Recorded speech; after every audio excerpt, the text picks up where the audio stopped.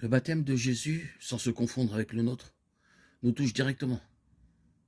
Par son baptême, le Christ nous a lavés dans son corps. Le mystère de notre salut est à l'œuvre. Est ainsi préfiguré par d'admirables mystères le baptême nouveau, qui sera pleinement institué lors de la Pâque. Le baptême dans le Jourdain annonce le baptême de la croix, d'où l'Esprit jaillira pour nous du côté ouvert de Jésus. Lui vous baptisera dans l'Esprit Saint et le feu, dans l'Esprit.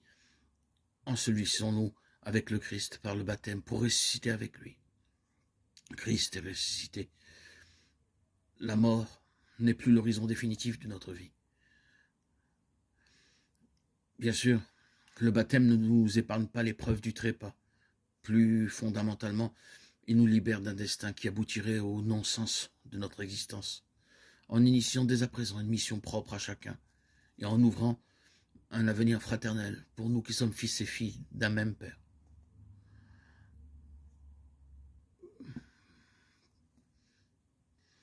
Puissions-nous donc être porteuses d'espérance.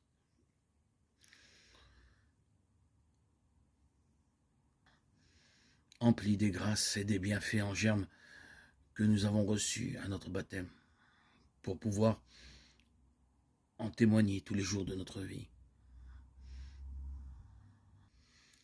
Soyons porteurs d'espérance, comme Marie, qui a espéré, qui a cru en la venue du Sauveur en son sein. Soyons à l'école de Marie. L'Évangile nous donne à plusieurs reprises de contempler Marie dans son attitude face aux événements qui jalonnent sa vie. Qu'ils soient joyeux, glorieux ou infiniment douloureux, sûrement toujours assez mystérieux. Marie les médite dans son cœur.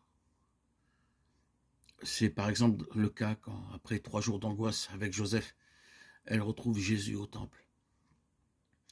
Âgé de seulement 12 ans, celui-ci tient à ses parents ces paroles auxquelles il semble ne rien comprendre.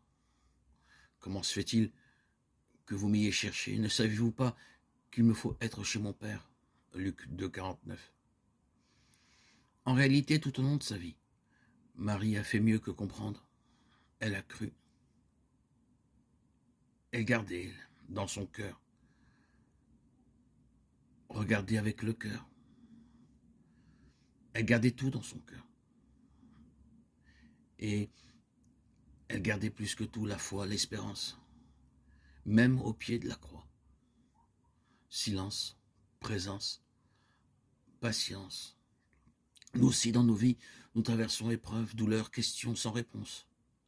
Grâce aussi, auxquelles parfois on ne comprend rien. Et si nous allions à l'école de Marie et choisissons de vivre nos journées, les semaines qui s'annoncent, les mois qui arrivent sous le sceau de la confiance, de l'espérance et de la foi. Ainsi, nous pourrons transformer nos pourquoi en comment. Et si, comme cette douce maman qu'a été Marie, nous mettions nos pas dans ce mystère du Dieu fait homme, du Dieu vivant,